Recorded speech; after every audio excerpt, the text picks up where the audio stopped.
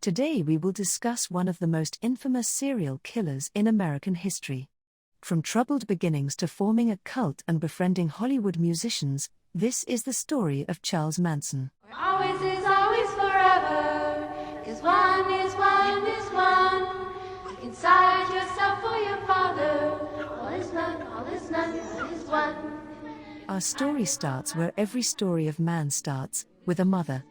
Manson was born to a single mom on November 12, 1934, in Cincinnati, Ohio, though she wasn't a great woman.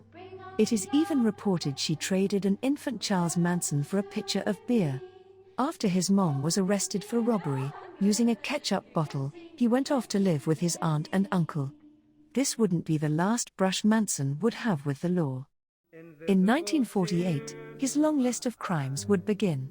First, he would rob a grocery store, only to be sent to a juvenile detention center.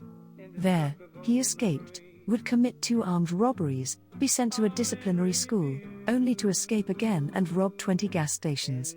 In 1955, he would be sentenced to 5 years but got off with probation, only to violate his probation and spend 3 years in prison.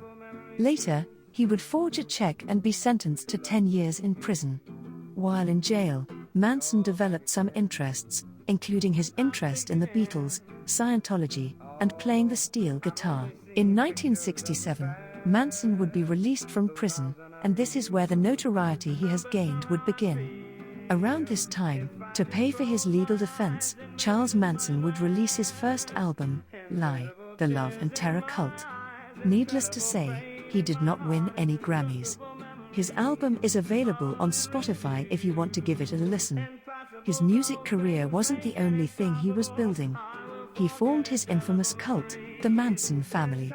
When he was released from prison, he moved in with Mary Brunner and managed to convince her to let other women move into her apartment. His cult grew to around 100 members, with beliefs that they were reincarnated Christians from the Roman times. The cult appealed to hippie culture, driving a school bus modified to appeal to hippie aesthetics and consuming large amounts of drugs. Their influence didn't stop there. Dennis Wilson, a member of the Beach Boys, picked up 2 girls who were hitchhiking. Unbeknownst to Wilson, they were part of the Manson family. He dropped them off at one of his houses, but decided to return to his main home later that night. Charles Manson stood in his driveway.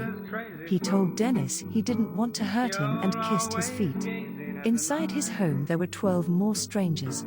Wilson soon had lots of women living in his house, which costed him a fortune. The women were treated like servants to Wilson and Manson. Wilson helped finance Manson's music career and introduced him to other businessmen. However, the lease for the house expired and Manson and his followers were kicked out. Manson looked for a new place to set base, and found the Spahn Ranch. The owner of the ranch, George Spahn, allowed Manson and his family to live there in exchange for favors from the women. On August 8, 1969, the Manson family would commit their first murders. That night, 4 Manson family members drove to Sharon Tate's house, broke in and tragically stabbed 5 people to death, including famed actress Sharon Tate, who was pregnant at the time. The next night, the same 4 killers, joined by Manson, killed 2 more people in their homes. When they were caught, during the court case, to try to describe a motive, the prosecutor put the infamous helter-skelter scenario to use as a motive of the murders. Essentially, Charles Manson was trying to accelerate a predicted race war, hoping the killings would raise tensions. His goal was to use his music to subliminally send messages to incite racism, as he believed the Beatles' music did. Basically, the end result was that the Manson family would be the only whites surviving, in an underground city. The vision was that Manson's family would rise back up and easily overtake the world. That is just a summary, and the whole theory is extremely racist. All of the killers were originally going to be sentenced to death, but California had removed the death penalty. All 5 were sentenced to life in prison with the possibility of parole. For the rest of his days, Charles Manson would rot in prison. Although, in 2014, he and a woman named Elaine Burton became engaged. However, the wedding license expired and Manson refused to marry her after he found out her motive for the marriage wasn't love, but rather she wanted to use his corpse as a tourist attraction.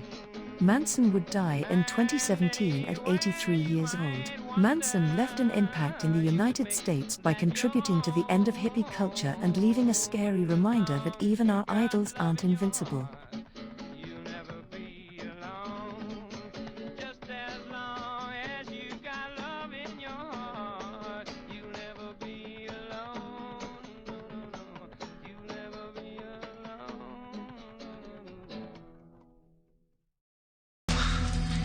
Sam, truth or dare? Truth. What is Chanel number 3's deepest, darkest secret? Oh my God. She knows I have weird feelings for her. She's gonna tell everyone. I have to just blurt it out. Her deepest, darkest secret is her father's Charles Manson. For Sam. What? Hold on. What did you just say? I have weird, sexy feelings for Sam. What did you just say? Her father's Charles Manson? Okay, can I just say, number 3 is definitely the killer. No, I'm not. You promised you wouldn't tell. Sorry, I had to tell the truth. Of course you're the killer. I mean, your dad's Charles Manson, dude. If you're not the killer, you should probably, give it a shot. I think you'd be pretty good at it. Thanks.